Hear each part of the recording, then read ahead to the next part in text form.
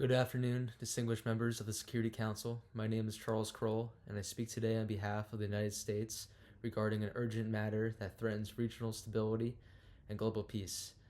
The growing crisis in the Republic of Zamunda under the leadership of President Sam Grimmick.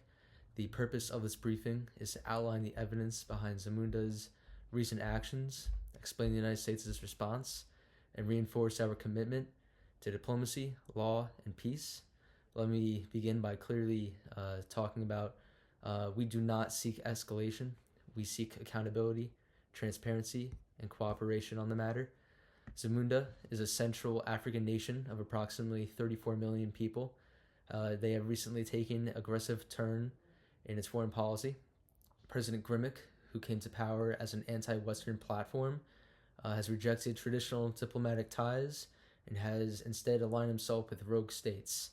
According to our latest intelligence reports, which include satellite imagery, intercepted communications between nations, and on the ground regional insights, Zamunda may be in the early stages of developing a nuclear weapons program. We have identified suspicious underground facilities and have tracked the acquisition of dual-use materials that could be used in uranium enrichment.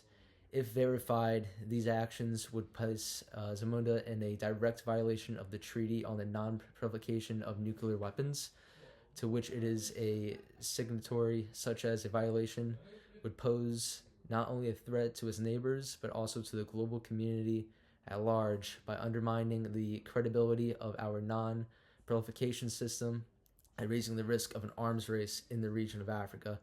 The United States is responding not through force, but through law. Our actions, guided by the United Nations Charter, particularly Article 33, which emphasizes peaceful resolution of disputes. We are also working in close coordination with the International Atomic Energy Agency to request inspections of Zamunda's suspected sites. Unfortunately, the Grimmick regime has refused these requests and has dismissed this diplomatic outreach. That refusal leaves us with no choice but to pursue stronger, yet still peaceful tools to change the regime's calculus. I want to emphasize that the United States is not interested in regime change or occupation. We are interested in stopping the spread of nuclear weapons, upholding international law, and avoiding another preventable crisis. At the end of the day, Zamunda cannot have a nuclear weapon.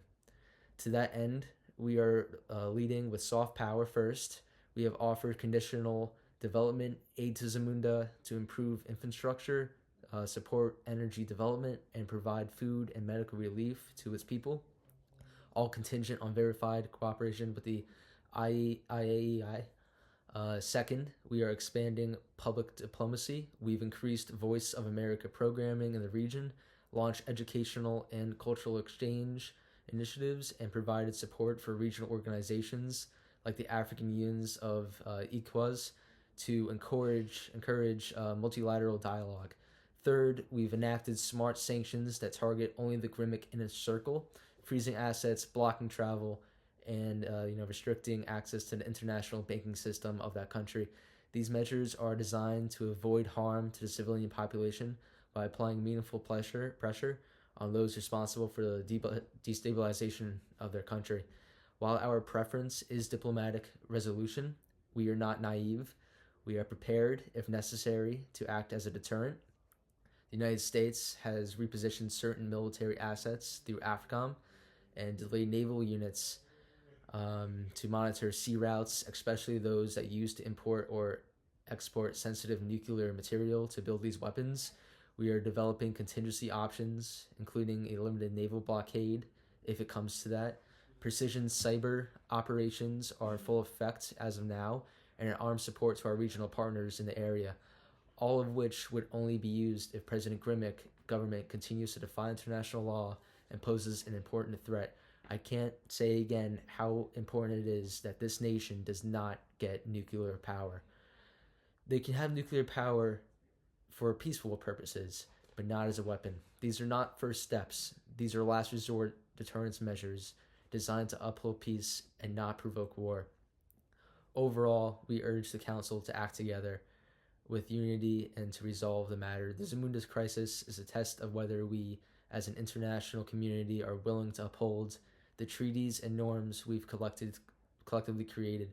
The United States remains firmly committed to leading through diplomacy, legality, and restraint, but we will use active violence if necessary. We will resolve, if necessary, to preserve global security and prevent nuclear proliferation. We ask for your support, not for confrontation, but for cooperation. Together, we can send a clear and united message. The world is watching, and we will not turn a blind eye to those who threaten peace. The people, or the military rather, of Zamunda have turned into a terrorist organization. Thank you, and I yield my time.